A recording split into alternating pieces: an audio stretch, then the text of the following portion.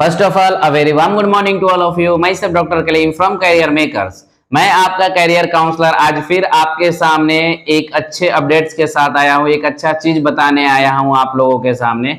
सारे बच्चे इस बीच में कंफ्यूज रहते हैं कि सर कौन सा बेस्ट होगा, कौन सा कोर्स हम ले, हम नीट क्वालिफाई कर लिए हैं, हमारे लिए कौन सा बेस्ट होगा कोर्स, कौन सा कोर्स में हमें एडमिशन लेना चाहिए, क्या कोर्स करना चाहिए।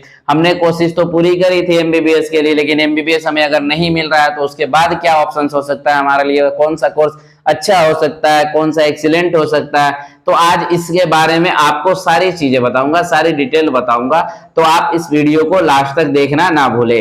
चलिए अब हम स्टार्ट करते हैं, देखते हैं, कंपैरिजन करते हैं कौन सा कोर्स में क्या क्या है, क्या फैसिलिटी है, कैसे है, क्या है, सारी चीजें देखेंगे। तो सबसे पहले हम देखेंगे एमबीबीएस, फिर देखेंगे बीडीएस, फिर देखेंगे बीएमएस, फिर बीयूएमएस, फिर बीएचएमएस। ये एक सीक्वेंस है प्रायोरिटी वाइज, लेकिन बीडीएस पहले सेकंड पे था, लेकिन अब वो फोर्थ पे चला गया है, यानी बीएमएस और बीयूएमएस के बाद में चला गया है। तो आइए हम देखते हैं एमबीबीएस का जो ड्यूरेशन होगा, ड्यूरेशन ईयर्स यानी कितने साल का कोर्स है, तो 4.5 साल का कोर्स है ये। बीएमएस भी कितने का है, 4.5 साल का। बीडीएस भी कितने का है, तो 4.5 साल का है। और बीयूएमएस भी 4.5 साल का है, 4.5 ईयर्स का। बीएचएमएस भी 4.5 ईयर्स का है। अब आता है कि 4.5 ईयर्स का थ्योरी कोर्स हो गया सारा, उसके बाद कितने दिन का इंटर्नशिप होगा। तो इंटर्नशिप सारे में जितने भी कोर्स है सब में 1-1 साल के इंटर्नशिप है, या वो बीएमएस हो, एमबीबीएस हो, बीएचएमएस हो, कोई भी कोर्स हो, उसमें 1 साल का इंटर्नशिप है। अब बात आती है कि सर क्या स्टाइपेंड मिलता है हमें, अगर पीजी हम करने जा रहे हैं तो क्या स्टाइपेंड हमें मिल सकता है किस कोर्स में। तो एमबीबीएस में 40 से 50 हजार रुपए स्टाइपेंड मिलता है, बीडीएस में 30 से 40 हजार, और बीएमएस में 20 से 30 हजार, और बीयूएमएस में भी 20 से 30 हजार, बीएचएमएस में भी 20 से 30 हजार स्टाइपेंड आपको मिल जाता है जब पीजी करने जाओगे आप।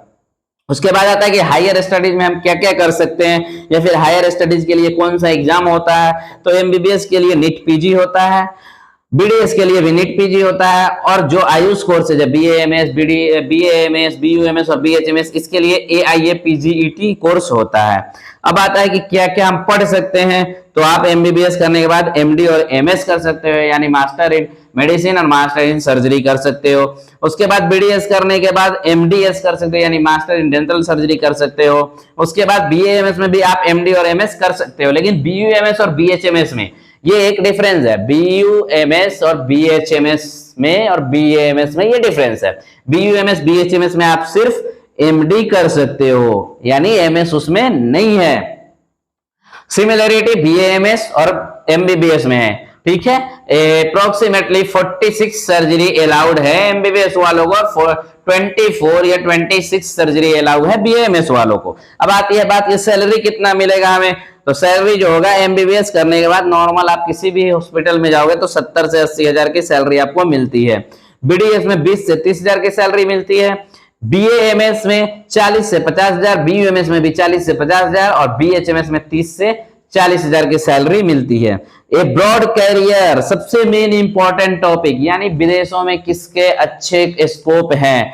तो आपको एमबीबीएस का एक्सीलेंट है, बीडीएस भी एब्रॉड में बहुत अच्छा है, इंडिया में नहीं है इसका स्कोप, लेकिन एब्रॉड में बहुत अच्छा स्कोप है, तो इसका बेस्ट है और गुड है। बीएएमएस का गुड है, और बीयूएमएस का भी गुड है, और बीएचएमएस का कोई स्कोप नहीं है एब्रॉड में, ये आप मानकर चले। अब हम देखते हैं सारे कोर्स का क्लिनिकल एक्सपोजर के बारे में कि यहाँ पे क्या एक्सपोजर है, कैसा है क्लिनिकल एक्सपोजर है, कितना % आते हैं, नहीं आते। तो अगर हम देखें एमबीबीएस का तो सबसे ज्यादा यानी हाई क्लिनिकल एक्सपोजर एमबीबीएस में आएगा।